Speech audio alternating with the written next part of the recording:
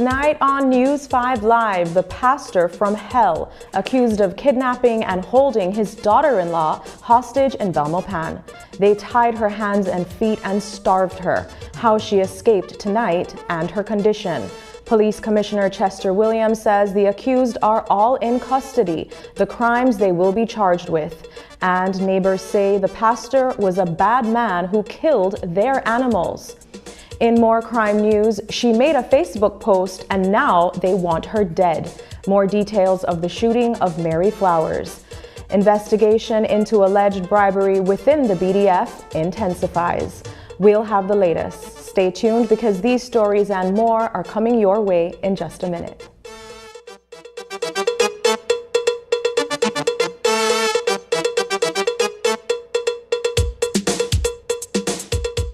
100 reasons to step back. But when you achieve your goal, they will follow you. Gorilla, make some noise. MacNav Visual Strategies, where creativity meets business. Step inside our world of innovative visual solutions. From captivating graphic design to expansive wide-format productions, our services are tailored to bring your vision to life.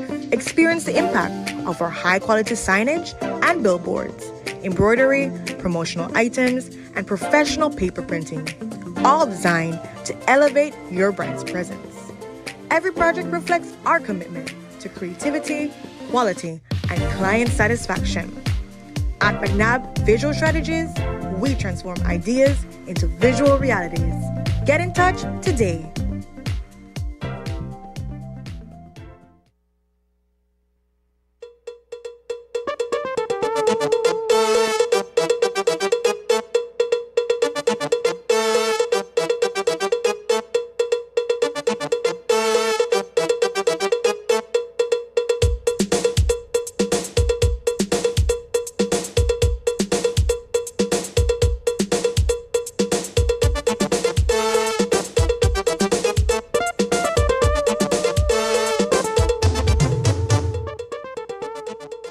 Good evening. Welcome to News 5 Live for Thursday, October 24th. I'm Carla Ayers-Musa. Tonight, the Belmopan community is shocked following a disturbing report of a kidnapping allegedly committed by a pastor and his family. The trio allegedly held a 23-year-old woman captive inside their home for 8 harrowing days. The victim, none other than the pastor's own daughter-in-law. According to reports, the young woman had tried to escape her troubled marriage, seeking refuge with her family.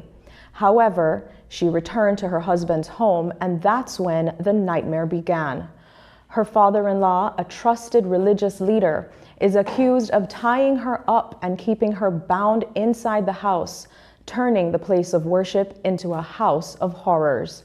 News 5's Paul Lopez traveled to the capital city today, speaking to shocked residents as the investigation into this disturbing case continues. We're standing in front of a home on John Saldivar Boulevard in the city of Belmopan, where a pastor, his wife, and son allegedly held a woman captive for 8 days against her will. Behind me is the structure where the pastor and his wife lived. And right next to that structure is the church where they congregated. Behind these two structures stands a home where the woman and the pastor's son reportedly lived. Behind these closed doors are pews and an altar fit for a pastor and a congregation. But according to neighbors, people outside the pastor's immediate family rarely ever attended the church. He's not a pastor. It could show in the face he's not a pastor, but he's a bad neighbor. He's a bad neighbor. Tell me what makes you say he's a bad neighbor. Because when we have animals, if he may like kill our animals, yes, he may bad with the animals and poor the animals. There's a church over there. Have you ever attended the church? No, the last time when I got there, one visit then, 1 year ago, I think so. Yeah. Yeah, but I no visit then because then like what I said, no, they no push himself with me, but then you only separate. Do you see anybody attend the church? No. Sometime maybe then got visit about them. All the time I see only then. By all accounts, the pastor, his wife, and their sons were the only true members of this church. There isn't a sign plastered out front to indicate a name or a denomination. But inside the pastor's home, next door from the church, he was hiding a secret. He was holding his son's partner captive, a 23-year-old woman tied to a step inside the house for 8 days. And this woman was no stranger. She was his son's partner. The young lady, did you see her around any time? No, long time I don't see that young lady there. I think they gone or they separate. I don't know, but long time I don't see her. Did you ever hear anything suspicious in your neighbor's property? No, sir. Was it surprising to you? Yes, surprise. Everybody, my grandpa, my mom, they're surprised because how they can do that? Well, poorly again, and she was pregnant. When police discovered her inside the pastor's home, Injuries were found on her hands and feet. She reported to the police that she was physically and sexually abused while tied up and held against her will. Reports are that she was left to lie in her feces without being properly fed. The woman's ordeal began on October 15th when she attempted to leave her partner. However, she had to return to the property because her parents were not home when she went there to seek refuge. I don't hear nothing because but they may like to do a big noise. I don't know, but they may like to put a lot of music. I just here because they got a big band, and when put the band and then we hear the music yeah. Yeah. Then play music every time, but then I don't know what they happen right there. No, you could maybe only see them the home because the vehicle they outside, but then they open the door neither for nothing. Yeah. They use how you see right now, like right there. That's how it They're usually like that. is? Yeah, all the time they're like that. Police have detained the pastor, his wife, and their son. Authorities are yet to release their identities. Reporting for News 5, I am Paul Lopez. This afternoon, reporters caught up with the Commissioner of Police, Chester Williams, in Belize City. He clarified that the police became aware of the kidnapping incident in Belmopan after the victim escaped the pastor's home. According to Compol Williams, the pastor, his wife, and their son are all accused of physically assaulting the victim. Here's what he told us. Police received the information that the young lady on the 16th of this month went to visit her family, but when she got there, she couldn't find her family. And upon returning home to where her husband lived, she was tied up and kept captive under inside stairs. And she was tied up. She managed to escape from them last night, and the police encountered her. She has since made a report, and the person in custody is the person in question is in police custody at this time. What all charges are they facing, the offenders, and was she pregnant? I'm not sure if she's pregnant, but the police are looking at the entire case, and hopefully by the end of the day today we'll know exactly what charges to be levied against those persons. Has she needed additional help, therapy, counseling, medical assistance? Well, certainly we are looking at that, and whatever help she may need, then we'll seek from other agencies to see what we can do to assist her, maybe even in getting a safe house. If it is that her family will not be able to keep her safe, then we can see if we can speak to Haven House or some other institution that may be able to help her until she can get herself back together. The callous murder of Manuel Fernandez, whose dismembered body was found inside a barrel in Dangriga on Sunday this week, has raised the ire and concern among Dangriga residents. Today, Commissioner of Police Chester Williams told the media that the homicide was the result of business that went wrong between the deceased and the accused, Lauren Vanegas, and that he believes that police have a strong case against Vanegas. The police, I believe, have charged the suspect in that matter. He is currently behind prison, and then we just see how it goes from there. We believe we have a very good case against him. Any possible motive in that, very violent crime? It has, from what we gather, it's a result of business. Business gone bad. Police continue to investigate the shooting of Mary Flowers. Flowers was shot on Santa Barbara Street in the Lake Independence area of Belize City on Tuesday night. Flowers was coming out of the residence of her former partner when shots rang out and she realized she was shot in the neck. Today, Commissioner of Police Chester Williams said she was apparently targeted for Facebook posts. We know that she was not able to speak due to the nature of the injury that she received on her neck. I am hoping that by now she should be able to provide some insight to the police in terms of what transpired. I know police had or have one suspect in custody. We're hoping that we'll be able to get as much to be able to charge that person. Any information if she was the intended target or any motive? By all indications, yes, and it may have been as a result of some posts that she had placed on social media. Coming up, the BDF widens its investigation into allegations of bribery. Soldiers at all CPs are being looked at. In Belize, we value our families, we value our communities, we value our neighbors. 90% of Belizeans think it's time for laws that protect all of us and reflect society at its best. 94% of Belizeans agree that public spaces in Belize should be more accessible to people living with disabilities. In Belize, we believe in fair treatment and supporting one another.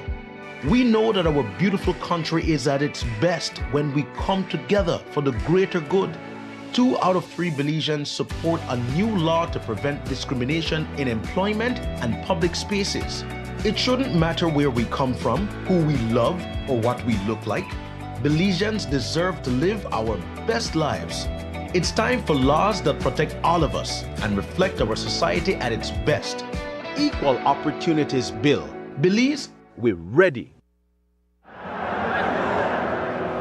My name is Hermine Vega. El Patio Grill has been using Belize Bank for over 25 years. We only use Belize Bank at our restaurant. That's why we were able to win this trip to Europe. I had never been to Europe. We found out it was Madrid and we were excited and we went to this football match. The teams reached before the game and everybody was just outside, you know. You can't explain. The noise just roared like 3 blocks down the street. But when you got in there and you saw 70,000 people in there, that was amazing. I couldn't believe it was happening. I had to pinch myself to make sure it was real, you know, because it's a once-in-a-lifetime experience, I'd say. My lucky plus one was my son. He's 18 years old, so he was really excited and he enjoyed it as well. He said it's his best trip ever, so it's a priceless experience that we got. Belize Bank has always been there for me. Whatever transactions or whatever I need to do, they're always there for me. I would recommend everybody to use Belize Bank. It's the oldest bank in our country and they continue to do their best. The Statistical Institute of Belize, in collaboration with UNICEF, informs the public that they will conduct the Multiple Indicator Cluster Survey starting August 26th for approximately 14 weeks. During the survey, trained interviewers will visit randomly selected households nationwide. Each field worker will wear a mint green t-shirt with the Mix 7 logo and an official photo identification card. We thank you for your participation. For more information on the Multiple Indicator Cluster Survey, call us at 822-2207. The Statistical Institute of Belize, providing Belize with quality, objective, and timely information. Attention Digi customers! Being a Digi customer is now even more rewarding with our new DigiPoints loyalty and rewards app. Digi customers countrywide can now earn Digi loyalty points and redeem points for awesome prizes like Digi merch, Digi cash, Digi services, vouchers, coupons, and more. Use your points to play fun games and win even more amazing prizes. You can be one of our daily winners. Excited? You should be. Download and register for Digi Points and begin to earn points and win today. Available in your favorite app store.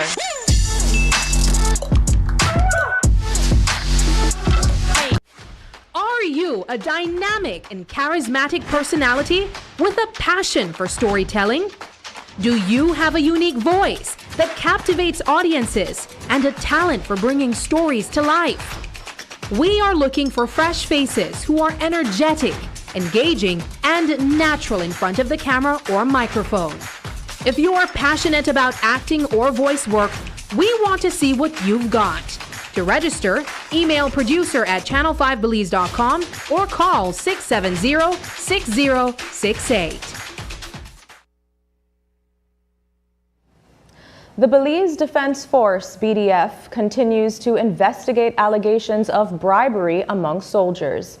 That investigation was launched after this station produced an investigative piece earlier this month. In that piece, digital editor Hipólito Novello revealed allegations that BDF soldiers stationed at the Machaquila Conservation Post along the Belize-Guatemala border were accepting bribes by Guatemalans. These bribes came in different forms, including cash, canned food, and chicken. The soldiers take these bribes and turn a blind eye to Guatemalan loggers who continue to operate within Belize. Allegations of Guatemalan bribes date back several years, with one logger claiming to have been bribing soldiers for over 5 years. These allegations not only raise questions about discipline, but also about the overall support and infrastructure provided to Belizean soldiers patrolling the contested southern border. Now, if the allegations prove to be true, as we suspect they are, it will have serious ramifications on Belize's national defense and security. Our investigation has revealed that the BDF High Command is not only investigating soldiers stationed at Machaquila, but at all CPs. So today, we asked the BDF's Chief of Staff, Roberta Usher, if there's a possibility that bribery occurs at all CPs. Here's how she responded. Those are two separate incidents that we're investigating, and that continues to be investigated at all the CPs, whether our soldiers are not being truthful and bribing is occurring. Those are two separate matters. The escalation and the hostility of encircling a CP is one matter, and disciplinary procedures as to our protocols, whether releasing them or not was suitable and feasible at the time versus what higher command thinks was acceptable. And then the bribing is another investigation that I have no other information to explain to you until that is concluded from all the CPs throughout our borders. So the allegations extends not only to Machaquila, but other CPs along the borders in terms of allegations of bribery. But when we receive allegations and accusations of things like that, yes, we check all our CPs as to what is occurring, because we need to know what is occurring along the border, and not just necessarily one observation post, but all of them, because the integrity of the force is then questioned. I'm trying to establish that there is the possibility that bribery is not only occurring at Machaquila, that the possibility is that is occurring in other CPs along the border. Well, we are ensuring that that is not the case by conducting investigations at all, yes. The possibility still exists. Possibilities exist throughout, but now we are ensuring that it is not by conducting our own internal investigations throughout our CPs across the border.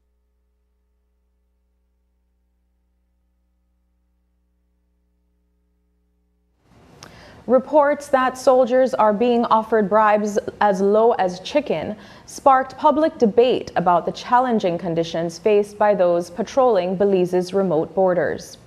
When we asked the Prime Minister about it, he said that such incidents can occur anywhere.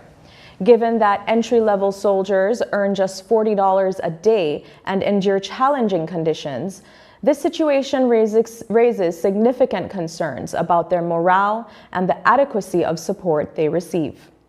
The Prime Minister mentioned that technological upgrades, such as tracking devices, are being implemented to ensure soldiers remain on Belizean soil during patrols, and better communication tools may be necessary for future missions.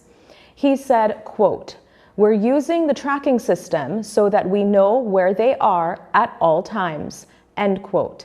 Immediately after the Prime Minister's comments were published, highly placed sources in the BDF told News 5 that perhaps the Prime Minister misspoke because the force does not have any device that can track soldiers in real time.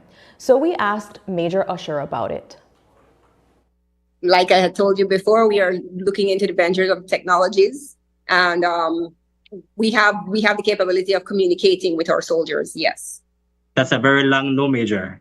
So no tracking devices.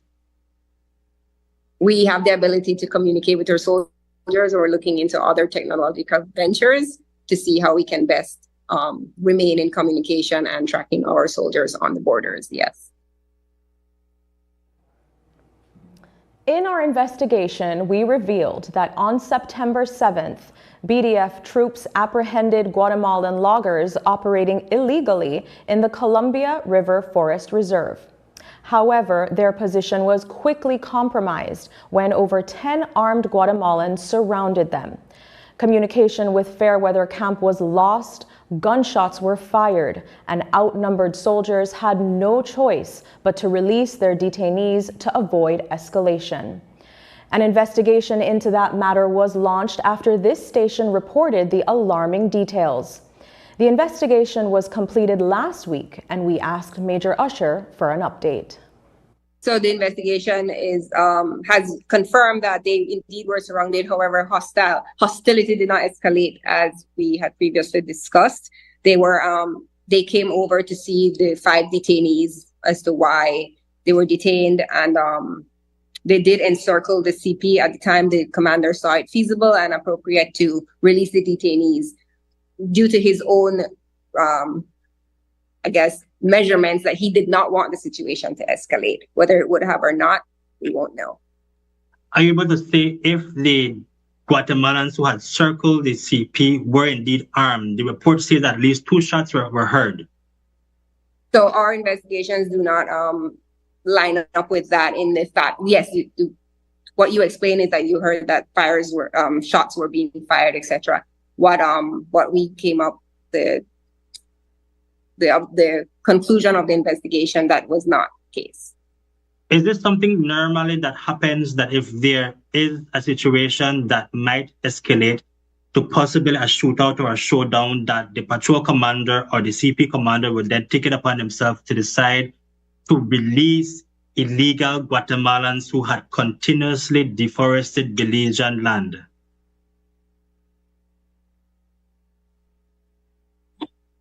No, so I will not disclose our procedures for our operational security. However, we have protocols in the event of escalation on what measures are to be taken, and the commander on the ground took the measure he saw fit for this situation. Yes.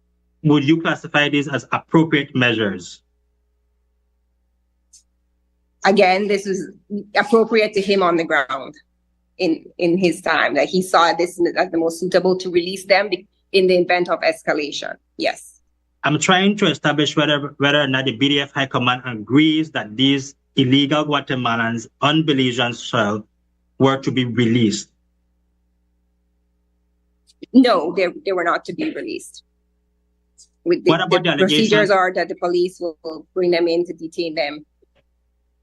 There were no police at Machakla at the time, and the powers that be, the commander on the ground, saw it fit to release them. A family from San Ignacio is lucky that their house did not collapse when recent rains caused a culvert to break next to their yard, pulling down the cement fence that held the ground together and creating a huge hole next to a house.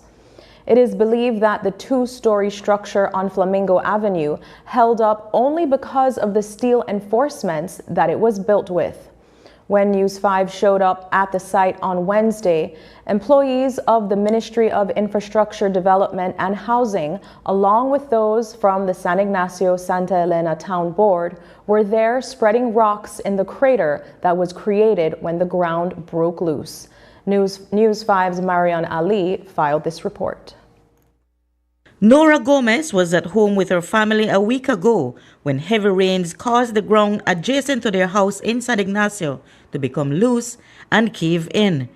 It happened when a culvert that runs adjacent to their house broke and took with it the portion of the ground, creating a huge crater and exposing the posts of the cement house they live in. Gomez told News 5 that she and her family were inside when all she heard was a loud bang. Was moving under rain. Every time it rains, the mud start collapsing, and that's when the big wall that was sustaining the post there where the septic goes dropped. What did it sound like? Were you scared? Boom, like boom. The whole wall, when he went out, the wall dropped. That was the wall, the whole long wall that was sustaining it dropped. It's like, man, so it's something dangerous. We have 3 kids, and every time they go to the bathroom, it's something you have to be right there with them. So it's something so dangerous for not only me, but my neighbors. So Gomez says the problem had been giving them signs since before the last set of rains fell. So yes, when we came to live here, she was something that she said, my landlord said that whenever it rains, it's something. Every time, little by little, the mud start dropping. On Wednesday, workmen from the San Ignacio Town Council were piling rocks to fill the hole. Thereafter, the plan is to rebuild the wall that secured the property from the culvert. San Ignacio Santa Elena Mayor Earl Trapp told News 5 that the Ministry of Infrastructure Development and Housing provided the aggregates.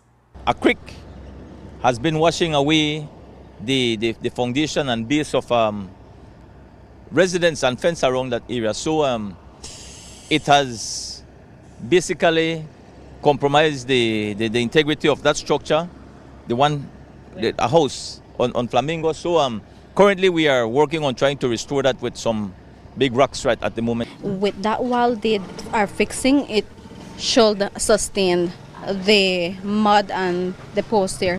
Reporting for News 5, I'm Marion Ali. After the break, in this week's Belize on Reel, we'll take you to the dump site and show you how trash scavengers make a living. But first, here's the latest weather update from the Belize Met Service.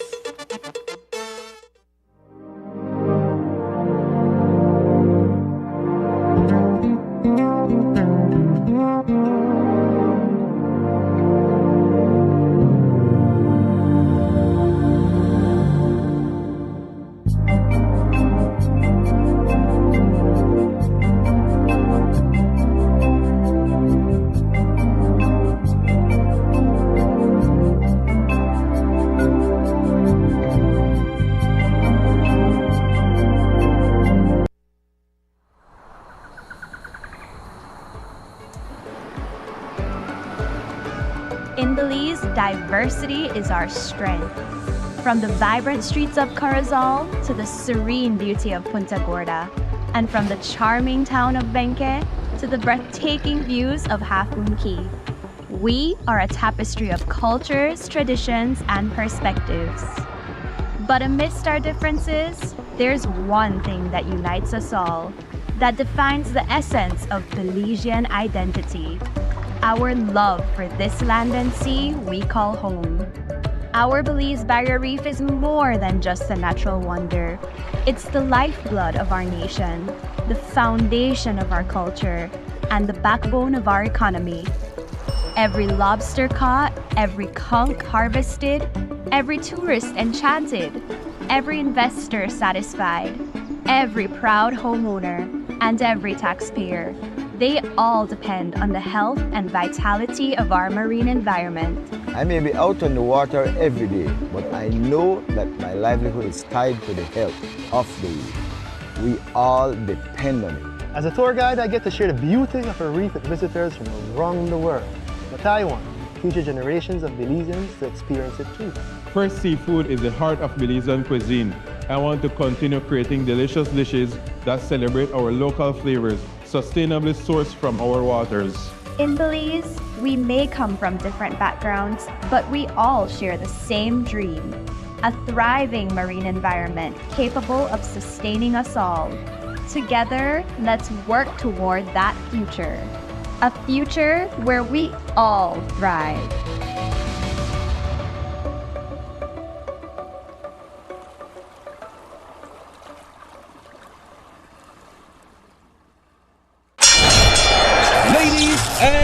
Gentlemen, this is what you've been waiting for.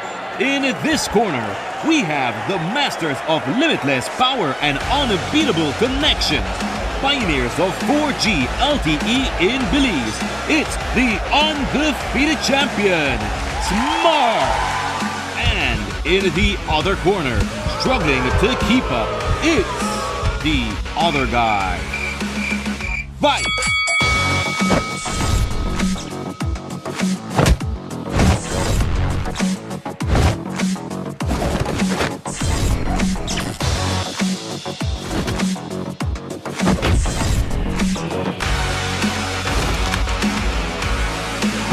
Of getting blow after blow from a plan with the other guys?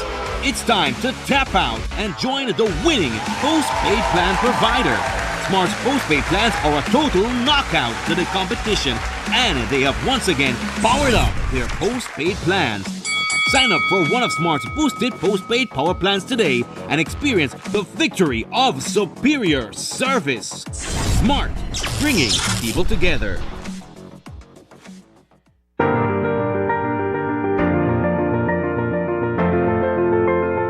LG dual inverter compressor cools air faster by operating at speeds as high as 120 Hz with more stability compared to conventional models.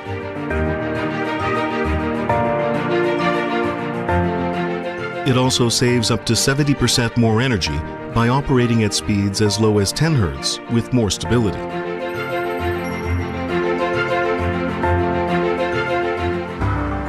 It reduces torque vibration down to 40% for quiet outdoor unit operation.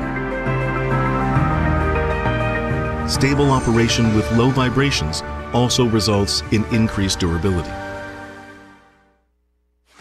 Are you a dynamic and charismatic personality with a passion for storytelling? Do you have a unique voice that captivates audiences and a talent for bringing stories to life? We are looking for fresh faces who are energetic, engaging, and natural in front of the camera or microphone. If you are passionate about acting or voice work, we want to see what you've got. To register, email producer@channel5belize.com or call 670-6068.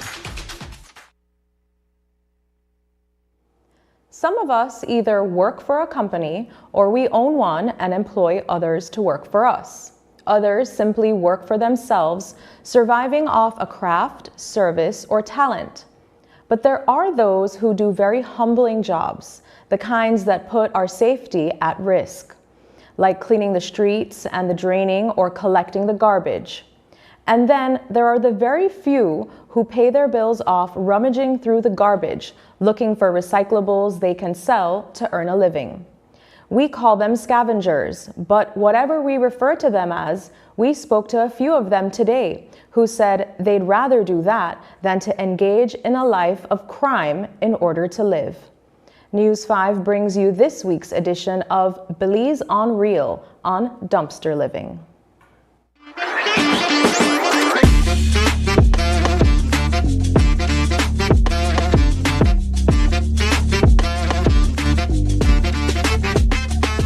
It was Scotsman Hector Urquhart who wrote the popular English proverb, "One man's trash is another man's treasure." This saying holds true for the people who rely on the bags of garbage we dispose of to earn an honest living, to buy their meals, and to pay their bills. Well, we gather aluminum, copper, bronze, plastic, bone, pint, tinning. All these things are sold where, like the metals? Well, we have buyers and we have our recycling shop. Earl Trapp is the mayor of San Ignacio and Santa Elena. He says that people oftentimes throw away items that only need minor repair, and the discards come as great finds for the scavengers. You could see people walking out with many funds. At times, it's just one basic capacitor or one wire that is broken, and it works. People have really been using this place as something to make a life from, a living from, no?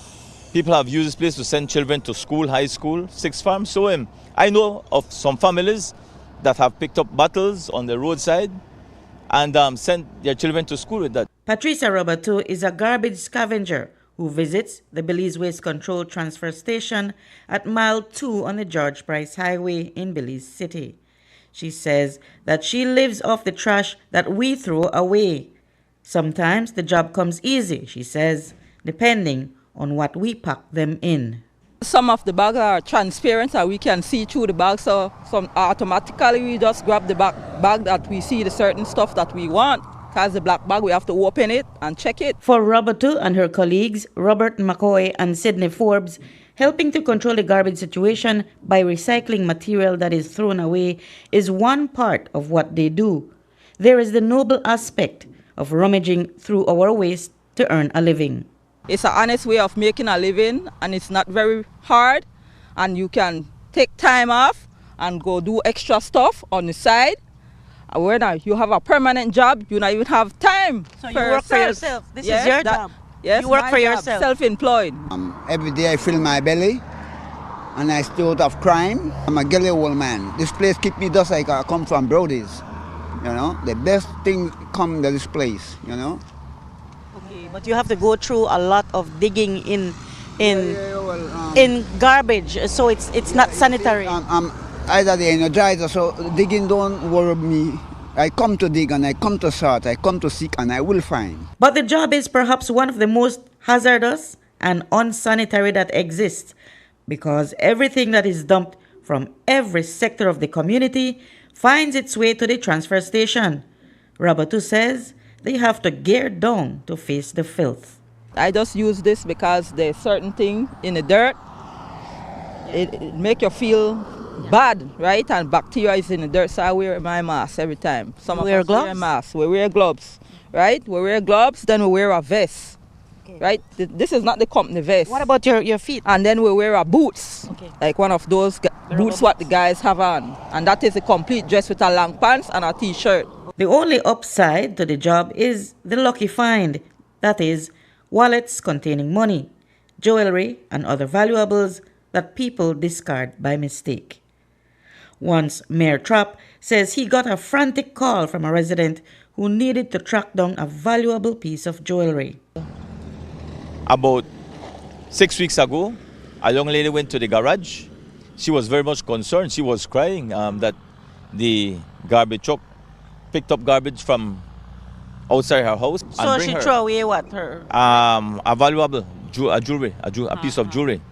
I'm not sure if she found it, but I think the guy reached on time before the tractor was able to unload, and I think she may have retrieved what she had thrown away. People just throw away the wrong thing sometimes. Sometimes some people throw away the wrong bag. And when they come to me, I have a clean heart. If they throw away the wrong bag and they cry to me, I don't need no money. Holy items. We find silver, gold. We find many things. We find even money in the garbage. So we come up, you call it come up. Reporting for News 5, I'm Marian Ali.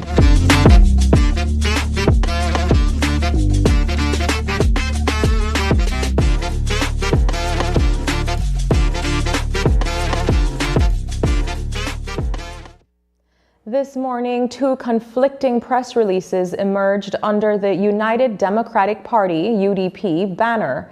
One from Moses Shine Barrow and the other from Tracy Tagar Panton. Both figures rejected each other's involvement in the party. Barrow insisted that Sunday's convention was illegitimate and not officially linked to the UDP, while Panton dismissed Barrow's leadership and criticism. As this internal dispute intensifies, questions are being raised about the opposition's ability to effectively hold the government accountable. The PUP's chairman, Henry Charles Usher, was asked to weigh in on the situation. I think looking at it from a governance perspective, it is unfortunate the way the opposition can't seem to get their act together, the infighting that they're having, because they are part of the government. The government, they are elected by the people. They serve in the National Assembly. We've been arguing about this or making mention of it to the Speaker that you have a member of the opposition that has not appeared in the House of Representatives except for that first initial time and probably stayed for 30 minutes. That is a good governance issue. You are elected by the people to do a job and you just refuse to show up to do your job. So that is something. The motion last week to remove opposition members from House committees, making it almost impossible that the opposition will be able to be a part of all of these House committees. I think on Wednesday, yesterday, there were like 6 House committees. I'm not sure how many of them the opposition attended. On Sunday, the police were called out to the UDP headquarters on Youth for the Future Drive when UDP loyalist Brian Yellowman Audinet allegedly hurled threats at the leader of the opposition, Moses Shine Barrow. The locks were reportedly changed on all the doors outside and inside the building to keep members of the Alliance for Democracy from claiming rights to the building. Today, Commissioner of Police Chester Williams told reporters that he instructed the officers to stand down, as the police will not be used as pawns in the ongoings of the UDP once it does not involve a crime. Well, I had recalled the police from there. I said to them, I don't want police to be involved in the love affairs of the UDP. We're not going to be used as a pawn by either sides. That's an entanglement that they are in, and they must find a way to solve that. If it is that there is a threat to damage to property or a threat to life, then the police is going to respond. But in the absence of that, to be manning the UDP headquarters or the likes, the police is not going to do that, no. Leader of the opposition, Moses Shine Barrow, has laid the matter at the feet of the police, saying that he feels that even if he filed a report against Audinette, that it would be an exercise in futility, since the police had not acted upon a previous report that he made against Beverly Williams. Today, Compol Chester Williams responded to that comment and said that if Barrow wants the police to act, he needs to file a report. When I speak of the leader of the opposition, I will have to know which one of them you're speaking about. I don't know. I know there is, from what I'm told, there are two. I don't know which of them you're speaking of. So I can't answer. Mr. Barrow, sir. Oh, Mr. Barrow, okay. Okay. I had said to Shine, the matter that he had reported in respect to Beverly Williams is one which is a class complaint. If Beverly is arrested, then he needs to be arrested too. She also made a report against him. If it is that they wish to go to court and resolve the issue, then we have no issue doing that. In terms of the issue with Yellowman, I'm not fully aware of the nature of that complaint. I have not seen it, so I cannot comment on that, no. Now, he said he doesn't want to make a complaint because he feels it might be futile and it should be up to the police to look into it, given that there's a video online. No, it's not up to the police. If a person made a threat against you, it's your prerogative to come to the police and make a report. The police will not act if you don't come to the police and give a report, no. When we return, the KHMHA Workers Union is demanding an urgent meeting with the Prime Minister. We'll tell you why they are up in arms.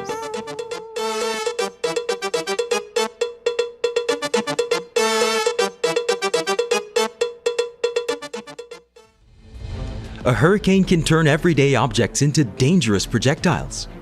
Secure loose outdoor items like furniture and grills. Board up windows and trim trees around your house.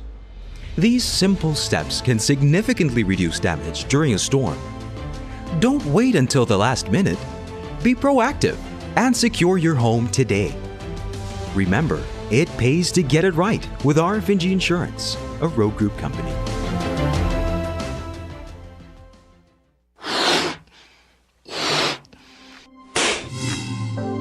Rising prices got you down?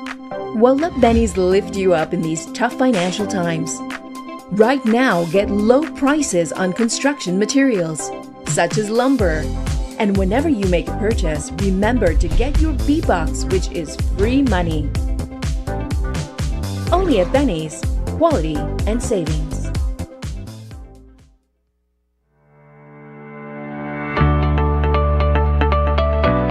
Take control with My Social Security, your secure online account to manage all your Social Security information. To create a My Social Security account, you must be 14 years or older and have a valid email address. Visit the My Social Security self-service portal at ssbportal.org.bz. Click on Create Account. Enter your date of birth and phone number. Next, verify your email address to continue. To verify, simply enter your email address and click the Send Verification button. Enter the verification code sent to your email inbox to proceed. Next, create a password that meets the requirements. Enter the name and select the reason for your account. Then click Create. Your My Social Security account was successfully created. Your information security is our priority.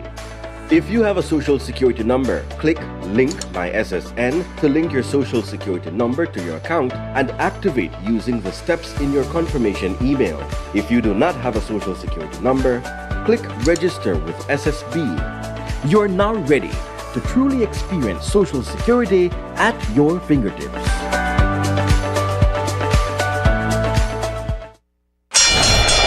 Ladies and gentlemen, this is what you've been waiting for.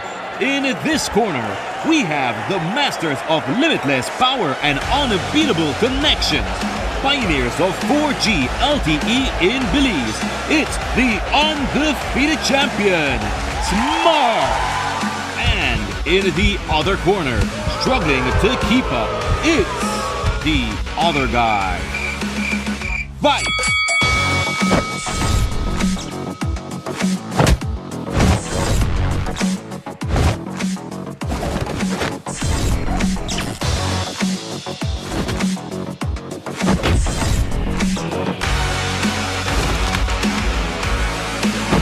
getting blow after blow from a plan with the other guys? It's time to tap out and join the winning postpaid plan provider.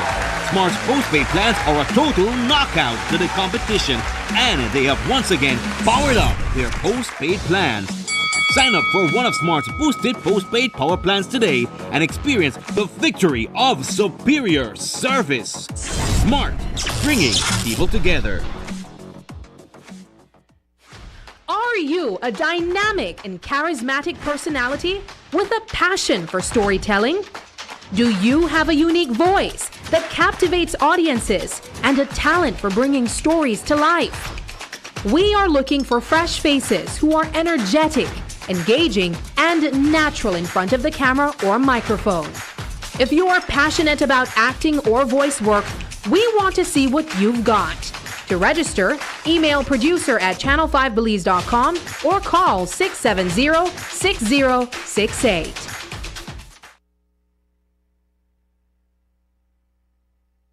The People's Constitution Commission, PCC, has concluded its public consultations for Belize's constitutional reform. This marks a significant step toward making recommendations for change. Early in the process, political scientists Dr. Harold Young and Dr. Dylan Vernon were brought in as consultants, but both eventually distanced themselves from the project. Dr. Young later voiced public concerns, questioning the PCC's ability to truly represent the people's views in their recommendations. When asked about this, Minister of Constitutional Reform, Henry Charles Usher, responded, suggesting that critics like Dr. Young should have participated in the consultations instead of criticizing from the sidelines. I understand that Dr. Young was making some criticisms, and that's fine for him to make. What he should have done, if he felt that he had input or he had points to make, was go to some of the consultations and raise those points at those consultations. Mr. Dylan Vernon, who was also part of the commission, he was not let go, by the way. He stepped out. He has written articles, he has written opinions that have been sent to the PCC. He has attended some of the consultation processes. So I'm not sure if Dr. Young did the same, but any criticism that is now coming, my answer to them is, then you should have gone to the consultation. It happened for over a year in different parts of the country. The People's Constitution Commission, PCC, is set to submit its final report with recommendations for constitutional reform by mid-November. The report, crafted by a diverse set of stakeholders, is based on a series of public consultations held across the country. However, the Commission faced several hurdles during the process, including internal conflicts, time constraints, and financial shortages. News 5 spoke with Minister of Constitutional Reform, Henry Charles Usher, to find out how these challenges impacted the Commission's work and the quality of its final recommendations.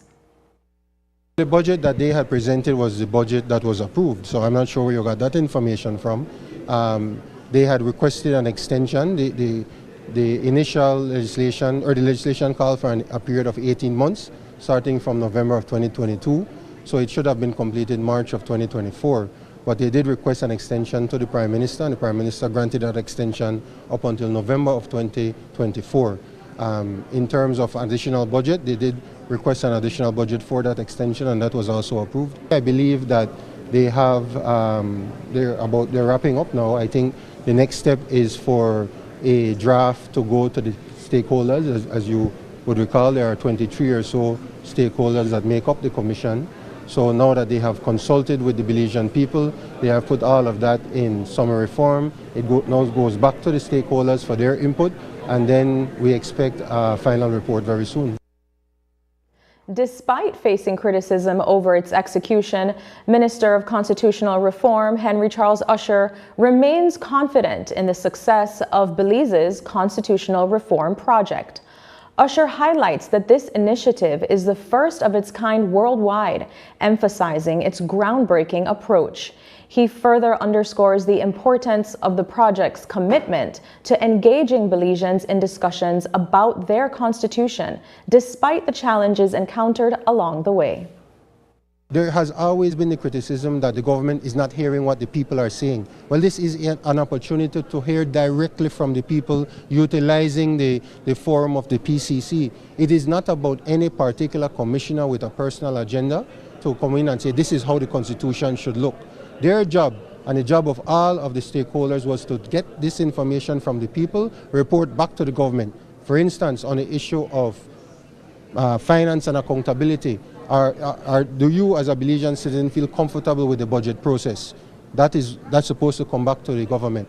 On the issue of the head of state, do you as a Belizean people want to see the Governor General remain the head of state, or do you want to see a shift? That is what we're doing. It's not for any particular individual or stakeholder to go in and try to bring their agenda or their feelings into the process. This is the People's Constitution Commission, and I don't think we appreciate that this is the first time in the history of the world, really, that something like this has been done.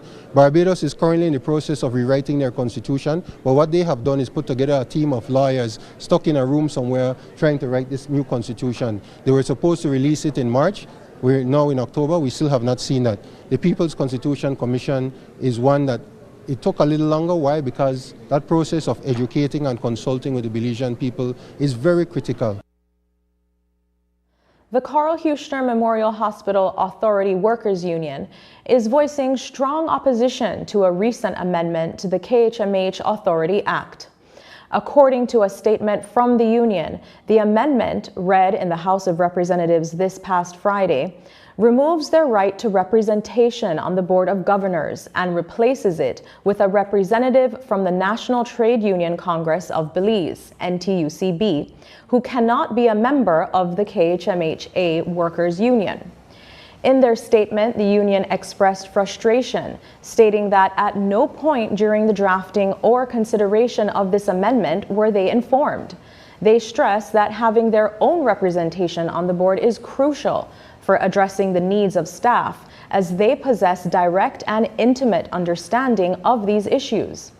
The union is now demanding a full retraction of this amendment and the restoration of the union seat on the board. But that doesn't look like it's happening, because the government issued a statement after explaining the decision. It said that the NTUCB encompasses several member organizations, including the KHMH Workers Union, to ensure that diverse employee interests are considered. Up next, Belize launches new good governance program.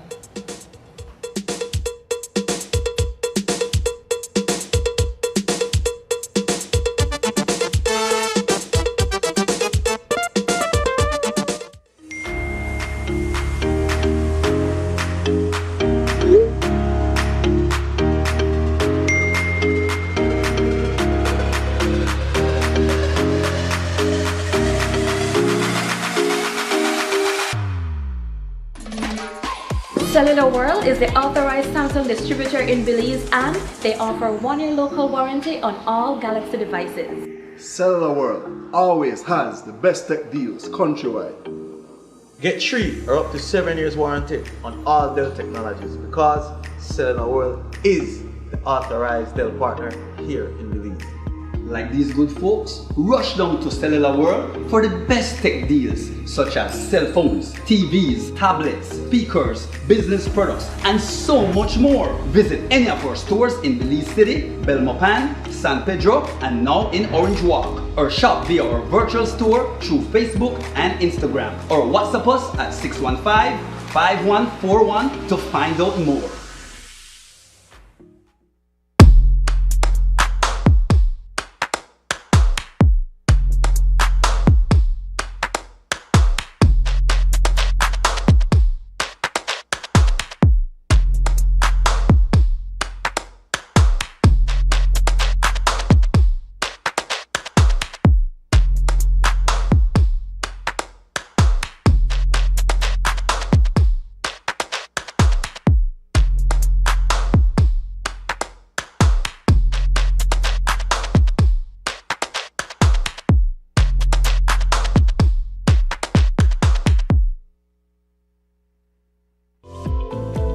Unwrap the joy of crystal clear picture and sound from Iowa, the brand that offers you affordability and exceptional quality.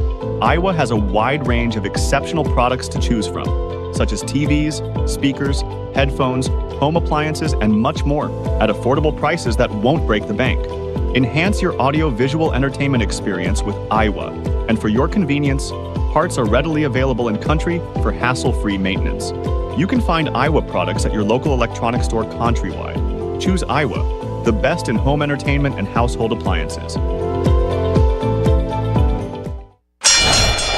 Ladies and gentlemen, this is what you've been waiting for. In this corner, we have the masters of limitless power and unbeatable connection. Pioneers of 4G LTE in Belize. It's the undefeated champion, Smart. And in the other corner, struggling to keep up, it's the other guy. Fight!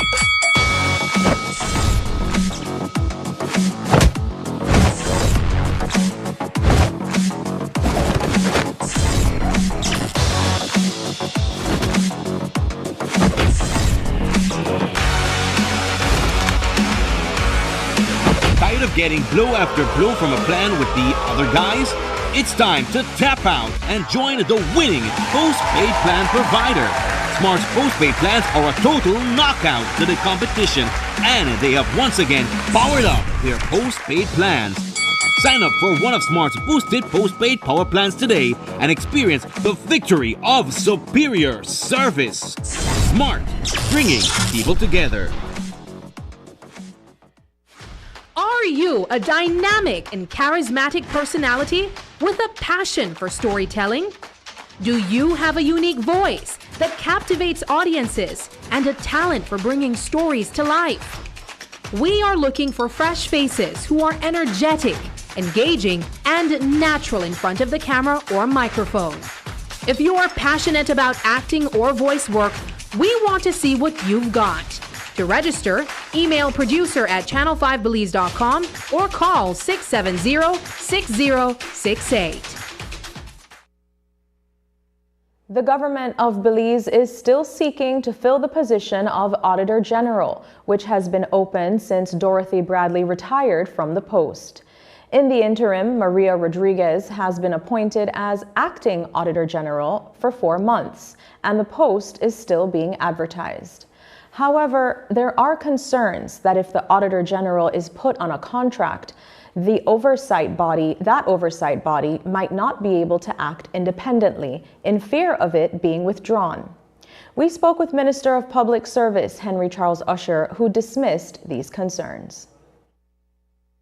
If that was the situation, then we would not have contracts for judges, we would not have contracts for the Contractor General, we would not have contracts for the Ombudsman's Office. So I don't believe that that particular criticism would be one that we should be concerned about. What is of more concern is finding the right person for the post.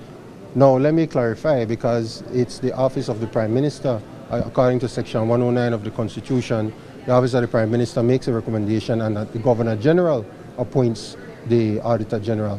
So it is not a regular contractual post in the public service where it goes to the Public Service Commission. It goes to the Governor General upon the advice of the Prime Minister and after, of course, consulting with the Leader of the Opposition. It also has to go to the National Assembly, both houses in the National Assembly, for approval. What happened last week Friday was that Section 109 subsection 2 says that even if you appoint an acting Auditor General, it still has to go to the House. So that was taken to the House, and Ms. Maria Rodriguez was appointed to act in the capacity of Auditor General for a period of 4 months while the vacancy is being filled, while the advertisement is still out. I also like to clarify that whenever there is a post in the government service, all of the vacancy advertisements look the same. This is not anything different other than the fact that it comes from the Office of the Prime Minister. But towards the end, when it speaks about compensation, it speaks about the pay scale that that particular post is on, and it shows the first point on the pay scale. Now, the first point on the pay scale of this particular post, which is pay scale 26, is 50,100 and something. That does not mean that that is the salary that this person will receive. That's just the way that these vacancies are advertised. It's been 3 years since former Auditor General Dorothy Bradley's retirement, and the Briceño administration is still seeking a permanent replacement. In 2021, Bradley was reappointed on a 2-year contract, but this month, a temporary Auditor General was appointed to fill the role for 4 months. As the search for a qualified candidate continues, public backlash has mounted over the absence of a succession plan. Minister of Public Service Henry Charles Usher addresses the concerns surrounding this issue. Succession planning was an issue that we found when we came into office in November of 2020. Really, many of the offices, many of the very important offices did not have proper succession plans in place. So it's a criticism that I will accept in terms of the Auditor General's office. What happened was that Ms. Dorothy Bradley retired 2 years ago. She was brought back on contract for 2 years. The contract has come to an end, and she has decided not to continue in the office. Of course, I have to congratulate her and thank her for her years of service, not only in the Auditor General's office, but throughout the public service. She served in various posts. Now we're at the point where we're advertising for a new Auditor General.